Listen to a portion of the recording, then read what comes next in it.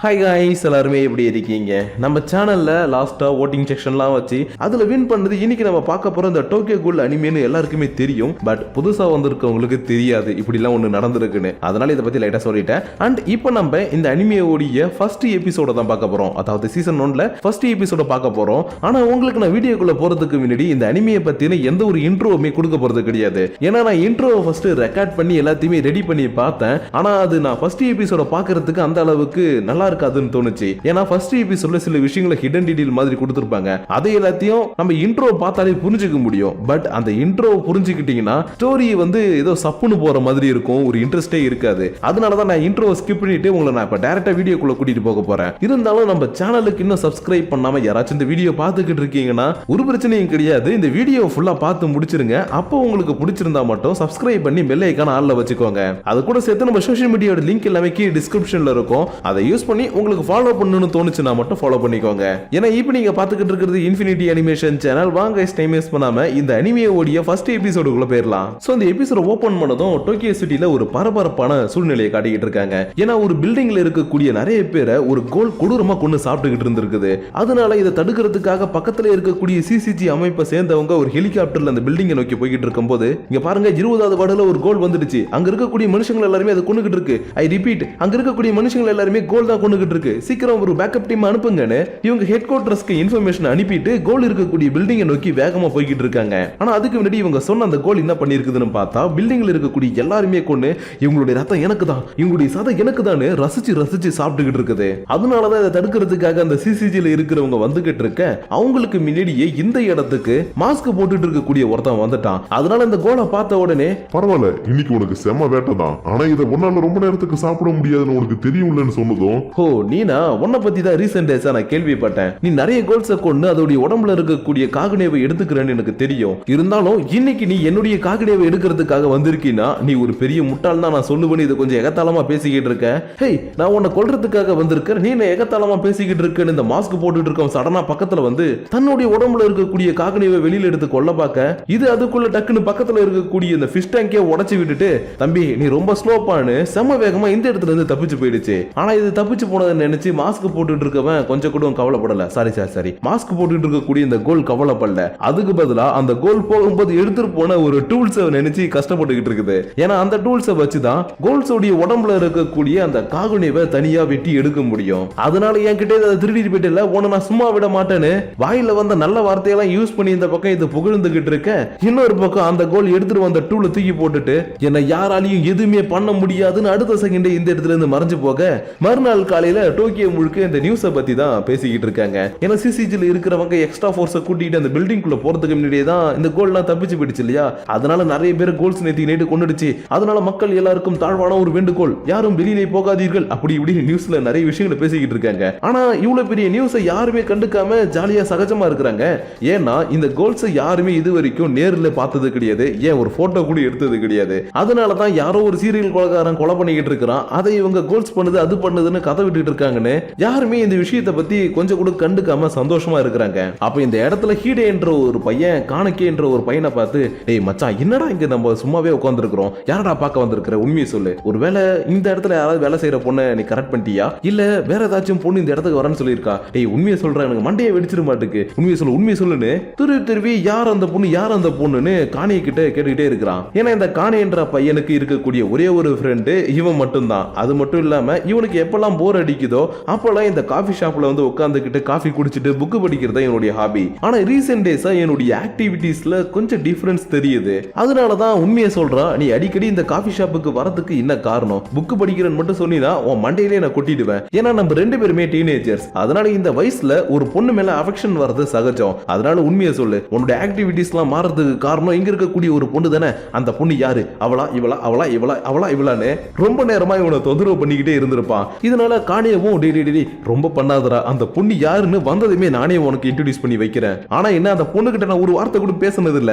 அதனால கொஞ்ச நேரத்துக்கு அமைதியா இருன்னு காணியை இவன் கிட்ட கெஞ்சி கேட்டாலும் இவன் அமைதியா இருக்கிற மாதிரி இல்ல. டக்குனு இங்க இருக்கக்கூடிய ஒரு வெயிட்டர்ஸ் போன கூப்பிட்டு, எங்க எனக்கு ஒரு காப்பச்சினோ கொடுங்க, அது மட்டும் இல்லாம நீங்க பாக்குறதுக்கு ரொம்ப அழகா வேற இருக்கீங்க, அதனால உங்களுடைய ஸ்வீட்டான நேமா தெரிஞ்சுக்கலாமான்னு கேட்டதும் இந்த பொண்ணு என்னுடைய பேரு டோக்கான்னு சொல்ல, வாவ் டோக்கா காணக்கே டோக்கா ரெண்டு பேரும் பக்காவா பொருந்ததே, அப்பனா நீங்க யாராச்சும் டேட் பண்ணு நினைச்சீங்கன்னா என்னுடைய ஃப்ரெண்டை டேட் பண்ணுங்களேன்னு ஓப்பனா இந்த பொண்ணை காணிக்கையவை டேட் பண்ண சொல்லி கேட்கப்போ ஆள விடுங்கடா சாமி இந்த பொண்ணு ஓடியே போயிட்டா. இதனால காணிக்கவும் டேய் மச்சான் உன தயவு செஞ்சு கெஞ்சி கேட்கிறேன்டா, இங்க இருந்து போற வரைக்கும் உன்னுடைய திருவாயை கொஞ்சம் திறக்காம இரு. ஏன்னா நான் என் வாழ்க்கையில நிம்மதியா இருக்கக்கூடிய ஒரே ஒரு இடம்னா இந்த காஃபி ஷாப் மட்டும்தான். அதனால இதுக்கும் ஒலைய வச்சிடாதான்னு இவன்ட்ட கெஞ்சிக்கிட்டு இருக்கும் போது சடனா அந்த காஃபி ஷாப்புக்கு வந்த ஒரு அழகான பொண்ணு இவங்களை கிராஸ் பண்ணி போக காணிக்கை வாயை பொழந்து இந்த பொண்ணை பார்த்துக்கிட்டு இருக்கிறான். ஏன்னா காணிக்கை ரூட்டு விட்டுக்கிட்டு இருக்கக்கூடிய பொண்ணே இந்த பொண்ணு தான். அதனால இந்த பொண்ணு இவ வாயை பொழந்து பார்த்துக்கிட்டு இருக்கிறத பார்த்ததுக்கு அப்புறம் இவ்வளவு நேரமா தொடர்ந்து பேசிட்டு இருந்த ஹீடே டக்குனே டேய் வாயை மூடிட்டு உட்கார்ற அப்படின்னு சொல்றான். ஏன்னா இந்த பொண்ணை பார்த்த உடனே இவன் போய் பேசியிருந்தானா கண்டிப்பா இந்த பொண்ணு இவனுடைய லைஃப்ல செட் ஆகும்னு அர்த்தம். அப்படி இல்லாம நீ சும்மா வேடிக்கை பார்த்துக்கிட்டே இருந்தீங்கன்னா ஒண்ணுத்துக்கு புண்ணியம் கிடையாது. அது மட்டும் இல்லாம இப்ப எனக்கு ஒரு முக்கியமான வேலை இருக்குது, அதனால நீ எப்பயும் போல உட்காந்து வேடிக்கை பார்த்துக்கிட்டு இருப்பா, நான் கிளம்புறேன்னு காஃபிக்கான காசை மட்டும் இவன்ட்ட கொடுத்துட்டு கிளம்பி போகும்போது டேய் மச்சான் இங்க பாடுறா, தூண்டில போட்டுக்கிட்டு சும்மா உட்காந்தா மட்டும் போதாது, மீன் வந்து கொத்தம் போது இழுத்தாதான் மீன் மாட்டோம், அதனால சீக்கிரமா ஏதாச்சும் ஒரு மீனை பிடிக்க பாருன்னு சிம்பாலிக்க 2 வார்த்தையை சொல்லிட்டு போக இவனுக்கு என்ன பண்றதுனே தெரியாம செம்ம நர்வஸோட உட்காந்து புக்கை எடுத்து படிக்க ஆரம்பிக்கிறான். ஆனா இவனுடைய கண்ணு மட்டும் அந்த பொண்ணு என்னடா பண்ணிக்கிட்டு இருக்கான்னு திரும்பி பார்த்துக்கிட்டு இருக்குது. சோ இப்படி இவன் புக் படிக்கிறன்ற பேர்ல இந்த பொண்ணை பார்த்துக்கிட்டு இருக்கும் போது ஒரு இன்ட்ரெஸ்டிங்கான விஷயத்தையும் இவன் நோட் பண்றான். என்னன்னா இவன் படிச்சுக்கிட்டு இருக்கக்கூடிய அதே புக்கு தான் இந்த பொண்ணுமே உட்காந்து படிச்சுக்கிட்டு இருக்கிறா. அதனால கண்டிப்பா இவதான் என்னுடைய கனவு கண்ணி இவன் வாயை பொழந்து பார்த்துக்கிட்டு இருக்க இந்த பொண்ணும் இவன் நம்மளதான் பாக்குறான்னு பார்த்துட்டு லைட்டா ஸ்மைல் பண்ணிட்டா. சோ இப்படி ஸ்மைல் பண்ணதுக்கு அப்புறம் என்ன 2 பேருக்குள்ளேயும் ஒரு சின்ன கான்வர்சேஷன் போயிருக்குது. அதனால இன்னைக்கு இவங்க 2 பேருக்குள்ளேயும் நடந்த அந்த கான்வர்சேஷன் அப்புறம் நடந்த விஷயங்கள் எல்லாத்தையும் பத்தி தன்னுடைய ஃப்ரெண்டு கிட்ட தான் இவன் வீட்டுக்கு போனதுக்கு அப்புறம் ஃபோன் பண்ணி பேசணும்னு நினைக்கிறான். ஏன்னா இவனுக்கு இருக்கக்கூடிய ஒரே ஒரு ஃப்ரெண்டே ஹீடே மட்டும்தான். அதனால அவன் கலாய்ச்சாலும் பரவாயில்ல அவன் கிட்ட இதை பத்தி சொல்லலான்னு ஃபோன் பண்ணி சொன்னா அவன் கேட்டுட்டு என்னப்பா உண்மையா சொல்ற, இதை கேட்ட நம்ப முடியலையேன்னு கொஞ்சம் கலாய்க்க பரவாயில்ல நீ என்ன எவ்வளவு கலாய்க்கணுமோ கலாய்ச்சுக்கோடா. ஏன்னா உண்மையாவே இன்னைக்கு நான் அந்த பொண்ணு கிட்ட பேசினேன். அதெல்லாம் விட ஒரு முக்கியமான விஷயம் அந்த பொண்ணு என் கூட டேட்டிங் வரேன்னு சொல்லி இருக்கிறா. அதுவும் எனக்கு பிடிச்ச ஒரு புக் ஸ்டோருக்கு. அதனால நீ கலாய்க்கிறத பத்தி கொஞ்சம் கூட நான் கவலைப்படாம என்னுடைய மனசுல இருக்கிறத நான் டேட்டிங் போகும்போது அந்த பொண்ணு கிட்ட நான் சொல்ல போறேன் இவன் சொன்னதும் ஓ அப்படியா சொல்ற, ஆனா எனக்கு என்னமோ நீ 100ல போயிட்டு 108ல வரப்போறியோன்னு தோணுது. ஏன்னா அவ உன்கிட்ட பேசின ஒரே நாள்லயே உன்னை டேட்டிங் கூட்டிட்டு போக சொல்லி இருக்கிறானா அவ ஜஸ்ட் உன்கிட்ட ஃப்ரெண்ட்லியா தான் பழகுறான்னு நினைக்கிறேன். அதனால அந்த பொண்ணு மனசுல என்ன இருக்குதுன்றத ஃபர்ஸ்ட் நீ தெரிஞ்சுக்கோ. அதுக்கப்புறம் உன்னுடைய மனசுல இருக்கிறத சொல்லு. நீ உனக்கு சில அட்வைஸை போட்டுட்டு போனை கட் பண்ணி வச்சுட்டு இவன் வீட்டுக்கு கிளம்பி போயிட்டு இருக்கும்போது இன்னொரு பக்கம் 28th வார்டுல ஒரு மனுஷனை ஒரு கோல் ஒன்னு கொண்டு இருக்குது. அது மட்டும் இல்லாம இந்த கோலை எல்லாருமே அன்னோன் கோல் தான் சொல்லிக்கிட்டு இருக்காங்க. ஏன்னா கோல்ஸ் இது வரைக்கும் யாருமே பார்த்தது இல்லைல்ல.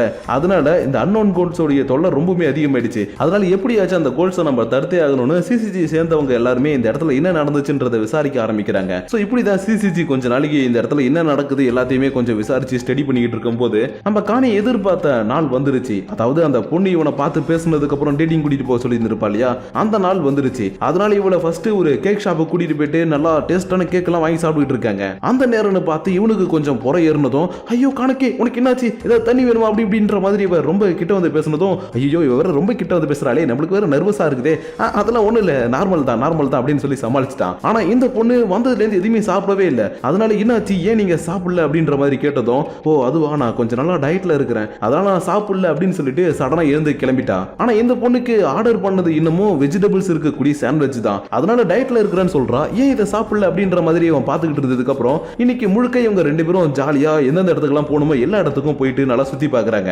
ஏன் இவங்களுக்கு தேவையான புக்கை கூட போயிட்டு வாங்கிக்கிட்டு வந்துட்டாங்க. ஆனா என்ன இவங்க இது எல்லாத்தையுமே பண்ணி முடிக்கிறதுக்குள்ள இன்னைக்கு நைட்டே ஆயிடுச்சு. இருந்தாலும் இந்த பொண்ணு இவனை விட்டுட்டு தனியா போறதுக்கு கொஞ்சம் யோசிச்சுக்கிட்டு இருக்கா. சரி கொஞ்சம் பயந்துகிட்டு இருக்கா.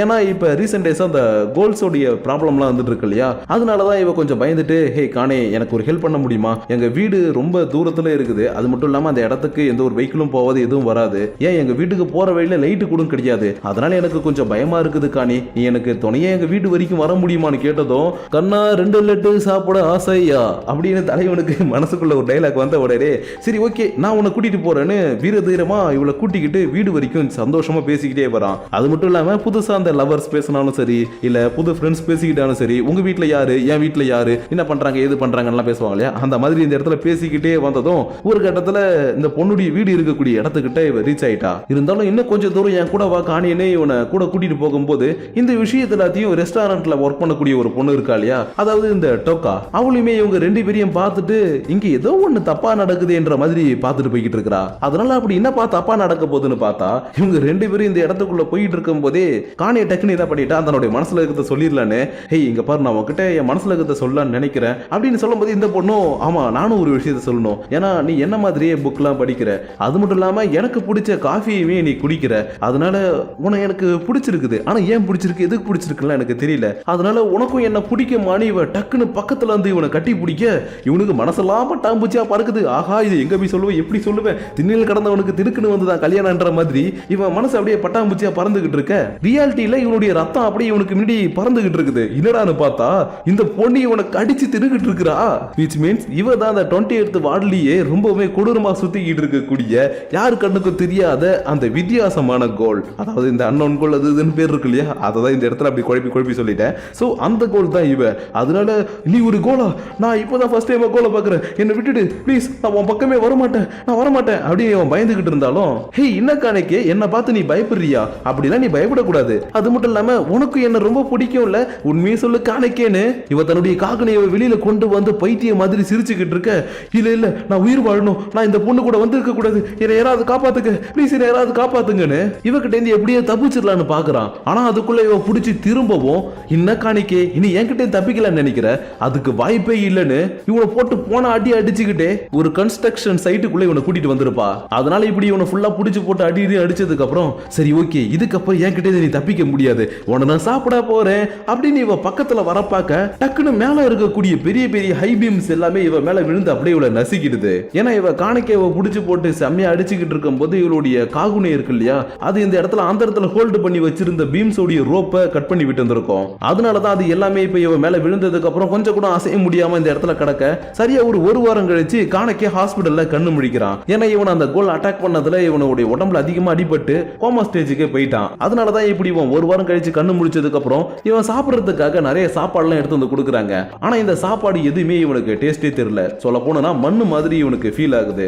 அதனால ஏன் எனக்கு எந்த ஒரு சாப்பாடும் சாப்பிட்டா டேஸ்டே தெரியல, எனக்கு என்ன ஆச்சுன்னு டாக்டர் வந்த உடனே கேட்டதும் இவரு இப்பதான் ஒரு முக்கியமான விஷயத்த சொல்றாரு. ஏன்னா இவன் அடிபட்டு கடந்தப்ப இவனுடைய உடம்புல நிறைய ஆர்கன்ஸ் வந்து ஃபெயிலியர் ஆயிருக்கும். அதனால அந்த ஆர்கன்ஸ் எல்லாத்தையும் நாங்க டிரான்ஸ்ஃபர் பண்ணப்பா, அதோடைய சைடு எஃபெக்டா கூட இருக்கலாம். சோ அதனால கொஞ்ச நாள் வெயிட் பண்ணு, உனக்கு எல்லா டெஸ்டும் தெரியும்ன்ற மாதிரி சொன்னதும் இவனு மறுவார்த்தை கூட பேசாம சரி ஓகே சார் நான் பாத்துக்கிறேன்னு அப்படியே அமைதியா உட்காந்துட்டான். ஏன்னா இவரு டிரான்ஸ்ஃபர் பண்ணன்னு சொன்னார் இல்லையா, அந்த ஆர்கன்ஸ் எல்லாம் யார்கிட்ட எடுத்து டிரான்ஸ்ஃபர் பண்ணிருக்காருன்னா இவனுக்கு பக்கத்துல அடிபட்டு கிடந்த பொண்ணுகிட்டே இருந்து. அது மட்டும் இல்லாம அவ ஒரு கோல்ன்ற விஷயம் இங்க இருக்கக்கூடிய யாருக்குமே தெரியவே இல்லை. அதனாலதான் அதை பத்தி இங்க யாருக்கிட்டையும் சொல்லி நம்ம எக்ஸ்பெரிமெண்டா மாற வேணாம், நம்ம இங்கேருந்து ஃபர்ஸ்ட் வெளியில போனா போதும்னு யாருக்கிட்டையும் அன்னைக்கு நைட் நடந்த விஷயத்தை பத்தி இவன் ஷேர் பண்ணிக்கவே இல்லை. ஏன் இவனுடைய ஃப்ரெண்டை கூட இவன் பார்க்க முடியாதுன்னு இந்த ஹாஸ்பிட்டல்ல இருக்கும்போது அவாய்ட் பண்ணிட்டான். ஏன்னா அவனுக்கு அந்த பொண்ணு கூட போன விஷயம் எல்லாமே தெரியும். அப்படி இருக்கும்போது அன்னைக்கு நைட் என்ன நடந்துச்சு ஏது நடந்துச்சுன்னு கேள்வி கேட்டானா இவனால பதில் சொல்ல முடியாது இல்லையா. அதனாலதான் ஹீடேவையும் இவன் அவாய்ட் பண்ணிட்டே இருந்ததுக்கு அப்புறம் ஒரு கட்டத்துல இவன் ஹாஸ்பிட்டல்ல இருந்து நல்லா ஆயிட்டீங்கன்னு சொல்லிட்டு டிஸ்சார்ஜ் பண்ணிட்டாங்க. ஆனா இப்ப கூட இவன் போயிட்டு தன்னுடைய ஃப்ரெண்டை மீட் பண்ணி நடந்த விஷயத்தை பேசவே இல்லை. அதுக்கு பதிலாக இந்த விஷயத்தை எப்படி மூடி மறைக்கணும், நான் யாருக்கிட்டையும் இதை பத்தி பேசக்கூடாதுன்னு கொஞ்ச நாள்ல அப்படியே ஒரு இன்ட்ரோவர்ட் பர்சனாவே மாறி தன்னுடைய வீட்டுக்குள்ளவே இருக்க ஆரம்பிச்சிட்டான். அப்பதான் ஒரு நாள் இவன் சோகமா உட்காந்து டிவியை பார்த்துக்கிட்டு இருக்கும் போது ஒரு நியூஸ் சேனல்ல ஒரு டாக்டர் டக்குன்னு வந்து ஒரு பேட்டி கொடுத்துட்டு இருக்காரு. ஏன்னா இவர் கோல்ஸ் பத்தி நல்லா ஸ்டடி பண்ணிட்டாராம். அது மட்டும் இல்லாம இந்த கோல்ஸ் எதுக்காக மனுஷங்களை கொல்லுதுன்னா அதுங்களால மனுஷங்க சாப்பிடக்கூடிய சாப்பாடை சாப்பிடவே முடியாது. சப்போஸ் தவறி கூட அதுங்க சாப்பிட்டுச்சுனாலும் அதுங்களுக்கு அதுல எந்த ஒரு டேஸ்ட்டுமே தெரியாது. அதனாலதான் அதுங்க மனுஷங்களை தேடி தேடி வேட்டையாடி சாப்பிடுது. அதுவும் தன்னை தானே ஸ்ட்ராங்கா மாத்திக்கிறதுக்காக. உங்களுக்கு இன்னும் புரியுற மாதிரி சொல்லணும்னா அந்த கோல்ஸ் உங்களை கொல்ல வரும்போது நீங்க ஒரு கத்தி எடுத்து அதை குத்த போனா கூட அதுக்கு எதுவுமே ஆகாது. அதுக்கு பதிலாக குத்துறதுக்காக எடுத்துட்டு போன அந்த கத்தி தான் உடஞ்சு போகும்னு இவர் சொன்ன உடனே இவனுக்கு சந்தேகம் வர ஆரம்பிச்சிருச்சு. அதனால நம்ம எதுக்கு ஒரு தடவை டெஸ்ட் பண்ணி பார்த்துடலான்னு ரொம்பவே டேஸ்டா இருக்கக்கூடிய சாப்பாடு எல்லாத்தையுமே வாங்கி சாப்பிடுறான். அப்புறம் இவனுமே சமைச்சு சாப்பிடுறான். ஆனா எதுலையுமே இவனுக்கு சுத்தமா டேஸ்டே இல்லை. அதுக்கு பதிலாக அந்த டாக்டர் சொன்ன மாதிரி இவனுக்கு அது ஒரு மண்ணு மாதிரி தான் இருக்குது. இதனால நம்மளுக்கு பிடிச்ச சாப்பாடை சாப்பிட்டாலுமே நம்மளுக்கு டேஸ்ட் தெரியலையே, நம்ம கோலோ மாறிட்டோமான்ற மாதிரி இவன் அழுதுகிட்டு இருந்ததுக்கு அப்புறம் சரி ஓகே நம்ம இதை வச்சு மட்டும் முடிவு பண்ணக்கூடாது, இன்னைக்கு ஈவினிங் நம்ம வெளியில போயிட்டு வரலான்னு கொஞ்சம் வெளியில வந்திருப்பான். ஆனா இந்த இடத்துக்கு வந்ததுக்கு அப்புறமேட்டு தான் ஒரு பெரிய பிரச்சனை. என்னன்னா இவன் பல நாளாவே சாப்பிடல இல்லையா, அதனால இங்க வந்த உடனே மனுஷங்களுடைய வாசனையை ஸ்மெல் பண்ணதும் மனுஷங்க டேஸ்டா இருக்கும், இவங்களை சாப்பிடலான்னு இவனுக்குள்ள ஒரு எண்ணம் வந்துகிட்டே இருக்குது. இன்னும் உங்களுக்கு புரியுற மாதிரி சொல்லணும்னா 1000ல் ஒருவன் மூவில எல்லாருமே மயக்கம் போட்டு சாப்பாடே இல்லாம கடக்கும் போது கண்ணுக்கு முன்னாடி லெக் பீஸ் போற மாதிரியும் சிக்கன் பிரியாணி இருக்கிற மாதிரியும் தெரியும் இல்லையா, அந்த மாதிரி தான் இவனை சுத்தி இருக்கக்கூடிய மக்களை பார்க்கும்போது சாப்பிடணும்னு தோணிக்கிட்டே இருக்க இவன் கண்ட்ரோல் பண்ணிக்கிட்டு வேகமா வீட்டுக்கு வந்த உடனே இல்ல இது உண்மையா இருக்கக்கூடாதுன்னு போயிட்டு கண்ணாடியை பார்த்துக்கிட்டு இருக்கும்போது இவனுடைய ஒரு கண்ணு மட்டும் ஒரு மாதிரி பிளாக்கும் ரெட்டும் சேர்ந்த மாதிரி வித்தியாசமா மாறி இருக்கு. அது போக இவனை கொல்ல வந்த அந்த கோலும் இவன் கண்ணுக்கு தெரிய ஆரம்பிக்குது. அதனால கோபத்துல டக்குன்னு இந்த கண்ணாடியை உடைச்சிட்டு நான் ஒரு மனுஷன், நான் ஒரு கோலா மாற மாட்டேன், நான் எப்பயுமே ஒரு கோலா மாற மாட்டேன் மாட்டேன்னு கிச்சன்ல இருக்கக்கூடிய ஒரு கத்தி எடுத்து தன்னைத்தானே இவன் தற்கொலை பண்ணிக்க பாக்குறான். ஆனா அந்த டாக்டர் சொன்ன மாதிரி கத்தி உடைஞ்சு போகுதே தவிர இவனுக்கு எதுவுமே ஆகவே இல்லை. சோ இப்போ ஒரு முழு கோல்ன்ற விஷயம் இவனுக்கு தெரிஞ்சு போயிடுச்சு இல்லையா, அதனால இதை தாங்கிக்க முடியாம இவன் அழுதுகிட்டே இருக்கிறான். அண்ட் அதே நேரத்துல பல நாளா இவன் சாப்பிடாம இருந்ததுனால பசி ஓவர் ஆயிட்டு ஆட்டோமேட்டிக்கா வெளியில வந்து ஏதாச்சும் சாப்பிடணும்னு அங்கேயும் இங்கேயும் சொங்கி மாதிரி தெரிஞ்சுக்கிட்டு இருப்பான். அப்ப இவனுக்கு சடனா ஏதோ ஒரு பிரியாணியோடைய ஸ்மெல் வருது. ஈவன் இவனுடைய அம்மாவே சமைச்சு அந்த பிரியாணியை தர மாதிரி அந்த ஸ்மெல் இருக்குது. அதனால இவனும் சந்தோஷத்தோட எப்படியோ ஒரு வழியா எனக்கு பிடிச்ச ஒரு சாப்பாடு நான் சந்தோஷமா போய் சாப்பிட போறேன்னு அடிச்சு புடிச்சு ஓடி வந்து பார்த்தா இந்த இடத்துல ஒரு கோல் தான் ஒரு மனுஷனை கொண்டு சாப்பிட்டுக்கிட்டு இருந்திருக்கும். சோ இப்படி ஒரு விஷயத்தை இவன் கண் கூட பார்த்ததுனால நான் ஒரு கோலை மாதிரி ஒரு மனுஷனை சாப்பிடறதுக்கு அந்த இடத்துக்கு வந்திருக்கிறேன்னு அப்படியே இந்த இடத்துல உட்காந்து அழ ஆரம்பிச்சிட்டான். இதனால இவனுக்கு முன்னாடி இருக்கக்கூடிய இந்த கோலும், ஹே தம்பி என்னப்பா ரொம்ப கஷ்டப்படுற மாதிரி தெரியுது, எதுக்கும் கவலைப்படாத, வா இதுல கொஞ்சம் எடுத்து சாப்பிடு, நான் இவ்வளவுலாம் சாப்பிட மாட்டேன், எனக்கு கொஞ்சம் இருந்தா போதும்னு இது சாப்பிட்டுக்கிட்டு இருக்கக்கூடிய மனுஷனுடைய உடம்புல இருந்து கொஞ்சமா பிரிச்சு இவங்க கிட்ட கொடுக்கும் போது இந்த கோலுடைய தலையை ஒருத்தவன் சதற அடிச்சுக்கிட்டு இந்த இடத்துக்கு வரான். யாருடான்னு பார்த்தா இவனுடைய பேரு நிஷிகி. இவனுமே ஒரு கோல் தான். அது மட்டும் இல்லாம இது இவனுடைய டெரிட்டரியா. அதனால என்னுடைய பர்மிஷன் இல்லாம என்னுடைய டெரிட்டரிக்குள்ள வந்தது மட்டும் இல்லாம இங்க இருக்கக்கூடிய மனுஷனை கொண்டு ரெண்டு பேரும் பங்கு போட்டா சாப்பிட பாக்குறீங்க, கொய்யால உன நான் விட மாட்டேன்னு அந்த கோலை கொன்ன மாதிரியே காணிக்கையை பிடிச்சு போட்டு செம்மாட்டி அடிச்சுட்டு ஒரு கட்டத்துல கழுத்து பிடிச்சு நெரிச்சு கொல்ல போயிருந்திருக்கும். ஆனா அதுக்குள்ள இந்த இடத்துக்கு வந்த ஒரு பொண்ணு, ஹே இங்க பாரு, இது உன் ஏரியா என் ஏரியா, எந்த டெரிட்டரி அந்த டெரிட்டரின்னு இங்க யாருக்குமே வரம்பு கிடையாது, இங்க இருக்கக்கூடிய எல்லாருமே பொதுவானங்க தான். அண்ட் அதே நேரத்துல நம்மளுடைய ரூல்ஸையும் நீ மீறிக்கிட்டே இருக்கிற, அதனால ஒழுங்கா அவனை இங்க இருந்து போக விடு, இல்லனா நான் உன்னை சும்மா விட மாட்டேன்னு வந்ததுல இருந்து மாசா டைலாக் பேசிக்கிட்டு இருக்கா. அதனால யாரா இவனு பார்த்தா இவன் அந்த காஃபி ஷாப்ல ஒர்க் பண்ணிக்கிட்டு இருந்த டோக்கான்ற பொண்ணு தான். அதனால இவனும், ஓ நீ வந்துட்டியா, என்னடா இன்னும் ஆளை காணுமேன்னு பார்த்தேன், வந்துட்டேன், சரி ஓகே இன்னைக்கு நான் உன்னை கொண்டுட்டேனா இதுக்கப்புறம் எனக்கு இந்த இடத்துல பிரச்சனையே கிடையாதுன்னு இவன் அந்த டோக்காவை நோக்கி ஓடவும் இவனும் சரிவா ஒரு கை பார்த்துடலான்னு ஓடி வந்து ஒரே ஒரு அட்டாக்கை தான் பண்றா.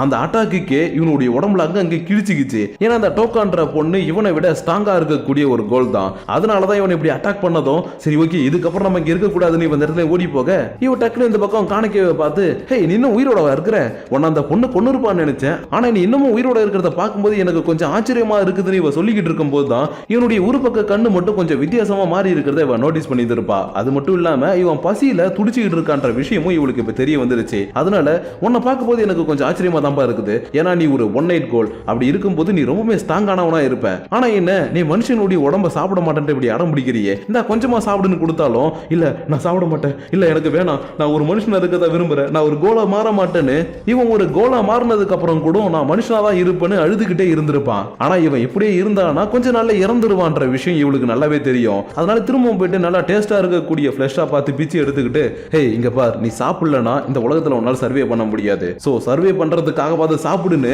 செம்ம வேகமா வந்து இவனுடைய வாயில ஹியூமனுடைய ஃபிளஷை வச்சு திணிக்க அப்படியே இந்த இடத்துல இந்த எபிசோட முடிச்சிட்டாங்க. சோ இந்த எபிசோடு உங்களுக்கு பிடிச்சிருக்கும் நினைக்கிறேன். முடிஞ்ச அளவுக்கு நல்லா டீட்டெயிலா இறங்கி எக்ஸ்பிளைன் பண்ணியிருக்கிறேன். அதனால இந்த எபிசோடுக்கு காப்பிரைட் வருமா இல்ல என்ன வருமோ அதெல்லாம் எனக்கு தெரியல, பட் என்னால முடிஞ்ச அளவுக்கு நான் இறங்கி ட்ரை பண்ணி இருக்கிறேன். அதனால இந்த எபிசோடு எப்படி இருந்துச்சுன்றத உங்களுடைய பர்சனல் தாட்ஸ் அண்ட் வியூஸா மறக்காம கமெண்ட் பண்ணுங்க. அது கூட சேர்த்து காணிக்கைக்கு என்ன ஆகும் எப்படி இருக்க போறான் அப்படின்றதையும் உங்களால பிரிடிக்ட் பண்ண முடிஞ்சதுன்னா, அதாவது பார்க்காதவங்க உங்களால பிரிடிக்ட் பண்ண முடிஞ்சதுன்னா அதையும் சேர்த்து கமெண்ட் பண்ணுங்க. ஏன்னா காணிக்கை இது வரைக்கும் ஒரு ஹியூமனா தான் இருந்தான், ஆனா இப்ப இவன் லவ்ன்ற ஒரு வலைக்குள்ள விழுந்து 1 night கோலா மாறிட்டான் இல்லையா, அதனால இதுக்கப்புறம் இவன் எப்படி இருப்பான், நல்லவனா இருப்பானா கெட்டவனா இருப்பானா அப்படின்றத லைட்டா கொஞ்சம் உங்களால பிரிடிக்ட் பண்ண முடிஞ்சதுன்னா அதையுமே சேர்த்து மறக்காம கீழே கமெண்ட் பண்ணுங்க. அப்படி நீங்க பண்ணக்கூடிய அந்த கமெண்ட்ஸோட சேர்த்து உங்களை நெக்ஸ்ட் எபிசோடோட வந்து மீட் பண்ற வரைக்கும் உங்களிடமிருந்து விடைபெறுவது உங்கள் நான்.